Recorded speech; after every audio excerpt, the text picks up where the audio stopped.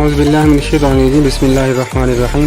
हम बात कर रहे थे सीरत हज़रत अबू हुरैरा रज़ियल्लाहु ताला अन्हु के बारे में। आज हम इसी वीडियो को आगे मज़ीद बढ़ाएंगे।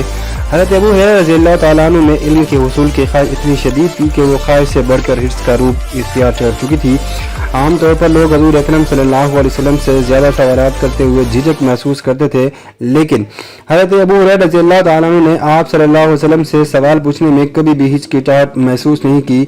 एक बार आपने हज़ूर अकरम सल्लल्लाहु अलैहि वसल्लम से पूछा, क़यामत के दिन कौन खुशकिस्मत आप सल्लल्लाहु अलैहि वसल्लम की शफाअत का ज़्यादा मुस्तहिक़ होगा?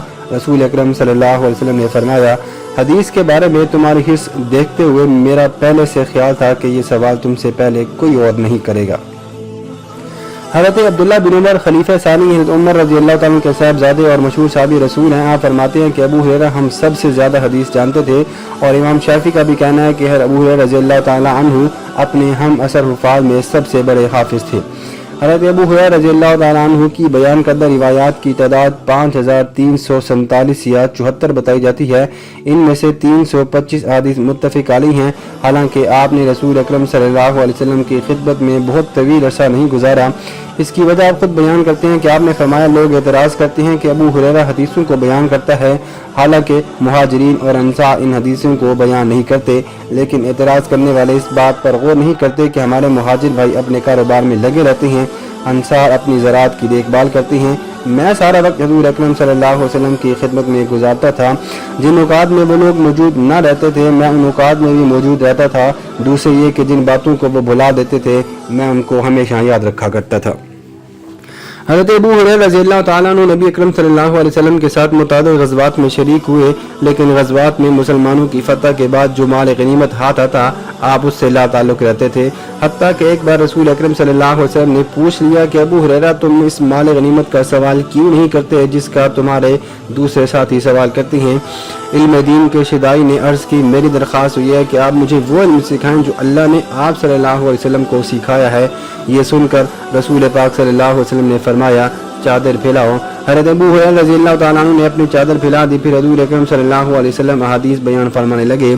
जब आप सल्लल्लाहु अलैहि वसल्लम ने अपनी बात ख़त्म की तो फरमाया, इस चादर को समेट कर अपने जिस्म से लगा लो। हज़रत अबू हुरैरा रज़ियल्लाहु ताला अन्हु ने ऐसा ही किया। आप फरमाते हैं कि इसके बाद मेरे हाफ़िज़े का यह हाल था कि जो कुछ हज़ूर अकरम सल्लल्लाहु अलैहि वसल्लम इरशाद फरमाते, उसका एक एक हर्फ भी मैं नहीं भूलता था। एक बार मदीने के गवर्नर मरवान ने आपका इम्तिहान लिया। उन्होंने अपने कातिब को तख्त के नीचे बिठा दिया और आपसे हदीस पूछना शुरू की।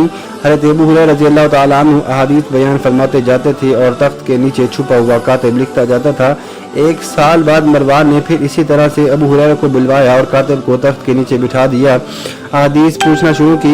हज़रत अबू हुरैरा रज़ियल्लाहु ताला अन्हु ने वही अहादीस बयान की, हत्ता कि उनकी तरतीब में भी कोई फ़र्क न आया। हज़रत अबू हुरैरा रज़ियल्लाहु ताला अन्हु इल्म से बड़े बड़े सहाबा कराम ने इस्तिफ़ादा किया। उनमें से हज़रत ज़ैद बिन साबित, हज़रत अबू अय्यूब अंसारी, हज़रत अब्दुल्ला बिन अब्बास, हज़रत अब्दुल्ला बिन उमर, हज़रत अबी बिन काब, हज़रत अनस बिन मालिक और बहुत सारे सहाबा कराम शामिल हैं। आपके शागिर्दों की तादाद 800 से ज़्यादा है, जिनमें मुतअद्दिद ताबीन शामिल हैं। आपका शुमार मदीने के फुक़हा कराम में होता है। रसूल पाक सल्लल्लाहु अलैहि वसल्लम के बाद मदीना मुनव्वरा में जिस जमात को फतवा देने की जिम्मेदारी सौंपी गई थी, आप उसके एक रुकन भी थे। अरबी आपकी मादरी ज़ुबान थी, ताहम आप फ़ारसी ज़ुबान भी जानते थे। आपको इबादत से भी ख़ुसूसी लगाव था। आपका ख़ानदान 3 अफराद पर मुश्तमिल था, आप, आपकी अहलिया और ख़ादमा, और आपका मामूल था कि रात को जाग कर आप इबादत किया करते थे और अपनी अहलिया और ख़ादिम को भी इबादत के लिए जगाया करते थे। आपकी ये भी आदत थी कि हर माह के शुरू में 3 रोज़े रखा करते थे। आप फरमाते थे कि ऐसा मैं इसलिए करता हूँ कि अगर मुझे कोई हादसा पेश आ जाए तो कम अज़ कम 2 माह तो रोज़ों के सवाब में लिखा जाए। ज़िक्र अल्लाह बतौर ख़ास एहतमाम करते थे अल्लाह के ज़िक्र का। आपके पास एक हथेली में कंकड़ियाँ गुठलियाँ भरी जाती थी, उन पर तस्बीहात पढ़ा करते थे। एक बार हज़रत शकीक असबही मदीना मुनव्वरा में आए। आपने देखा कि एक बुजुर्ग के गिर्द भीड़ लगी हुई है और बुजुर्ग अहादीस बयान फरमा रहे हैं। आपने पूछा, ये कौन है? लोगों ने बताया, ये हज़रत अबू हुरैरा हैं। आप उनके पास बैठ गए। जब लोग हदीसें सुनकर रुखसत हुए तो हज़रत असबही ने हज़रत अबू हुरैरा रज़ियल्लाहु ताला अन्हु से कहा, कोई ऐसी हदीस सुनाइए जिसे आपने हज़ूर अकरम सल्लल्लाहु अलैहि वसल्लम से खुद सुना हो, समझा हो और जाना हो। हज़रत अबू हुरैरा ने फरमाया, ऐसी हदीस बयान करूँगा। ये कहा और चीख मार कर बेहोश हो गए। تھوڑی دیر بعد جب آپ کو ہوش آیا تو ہوش آنے کے بعد دوبارہ فرمایا میں ایسی حدیث بیان کروں گا جو حضور اکرم صلی اللہ علیہ وسلم نے اس گھر میں بیان فرمائی تھی. اس وقت میرے اور آپ صلی اللہ علیہ وسلم کے سوا کوئی تیسرا شخص نہ تھا. یہ کہا اور پھر چیخ ماری اور بے ہوش ہو گئے. تھوڑی دیر بعد ہوش میں آئے تو فرمایا آپ سے ایسی حدیث بیان کروں گا جو حضور اکرم صلی اللہ علیہ وسلم نے اس گھر میں بیان فرمائی تھی اور میرے اور آپ صلی اللہ علیہ وسلم کے سوا یہاں کوئی نہیں تھا. اس طرح اس بار بھی وہ بے ہوش ہو گئے.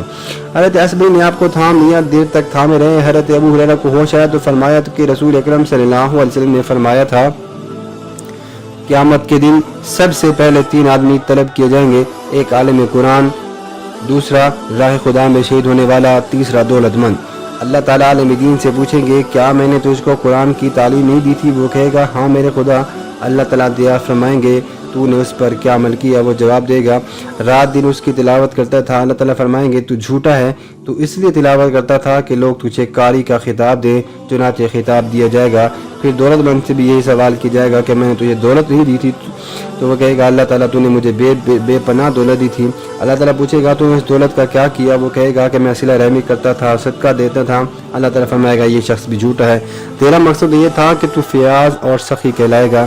اسی طرح تیسرا شخص جو اللہ تعالیٰ کی راہ میں شہید ہوا اس کے بارے میں یہی کہا جائے گا.